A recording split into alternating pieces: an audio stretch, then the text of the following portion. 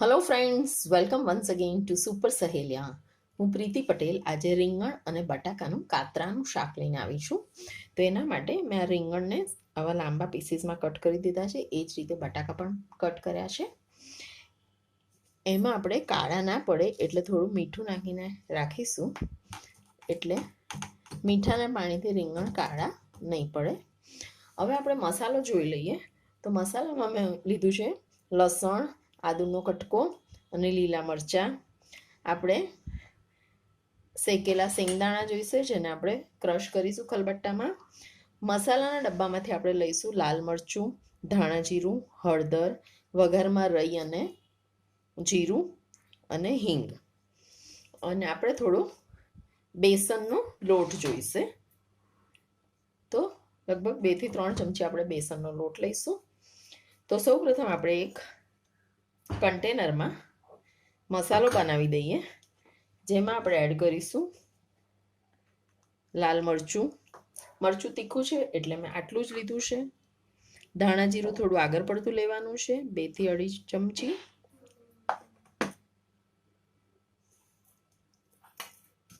હળદર એડ કરીશું અને આ બધાને ક્રશ કરીને પછી એડ કરીએ. આપણે શેંગદાણાનો ભૂકો કર્યા પછી આપણે લસણ, આદુ અને મરચાંની પણ પેસ્ટ કરી લઈશું. તો આદુ, લસણ અને મરચાંની પણ પેસ્ટ થઈ ગઈ છે. હવે આપણે આજે મિક્સ કર્યું હતું એમાં આપણે એડ કરીશું શેંગદાણા, આદુ, લસણ અને મરચાંની પેસ્ટ,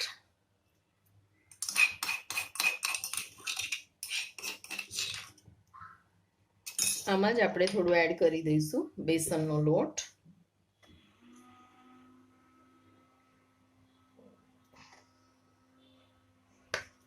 હવે આપણે એમાં એડ કરીશું તેલ, લગભગ 2 થી 3 સ્પૂન.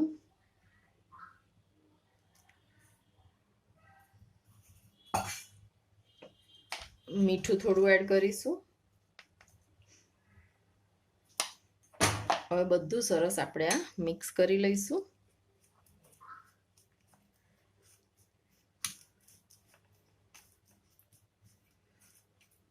આને મિક્સ કરીને આપણે એક બાજુ રવા દઈશું અને વઘાર સ્ટાર્ટ કરીશું.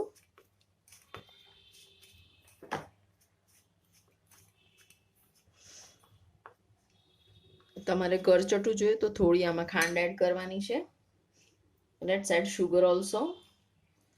તો આમાં હું લગભગ 2 ચમચી જેટલી ખાંડ એડ કરું છું.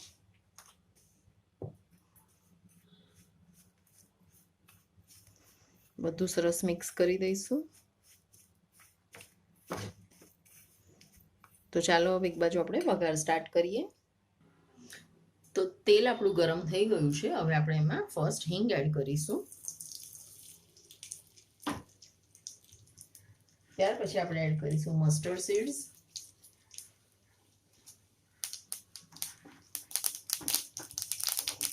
એ ચટચટ થશે એટલે જીરું, અને એમાં જ આપણે એડ કરી દઈશું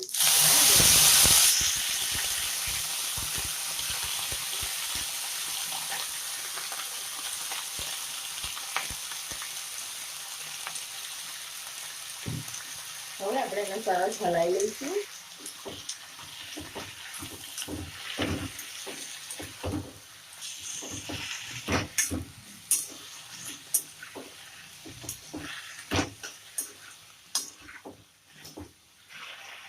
આને આપણે સહેજ વાર ઢાંકી દઈશું. ઢાંક્યા પછી આપણે એને થોડી વાર થવા દઈશું. તો ફ્રેન્ડ્સ, આપણે 10 થી 15 મિનિટ જેવું થઈ ગયું છે. હવે આપણે જોઈ લઈએ. અધકચરું શાક આપણું થઈ ગયું છે. હવે આપણે એમાં એડ કરી દઈશું આ બનાવેલો મસાલો.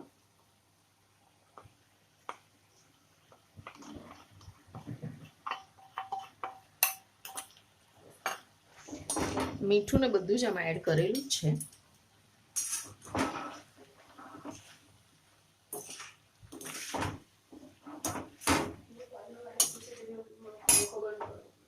થોડું આપણે પાણી એડ કરીશું.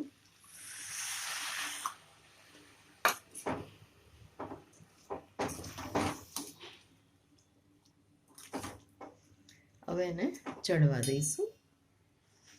पाँचवें ने આપણે થોડી વાર ઢાંકી દઈશું। अब हम चेक करेंगे हमारी सब्जी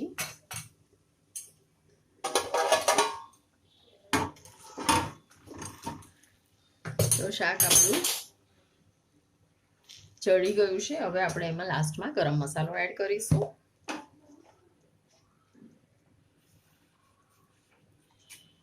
અને લીંબુ એડ કરીશું।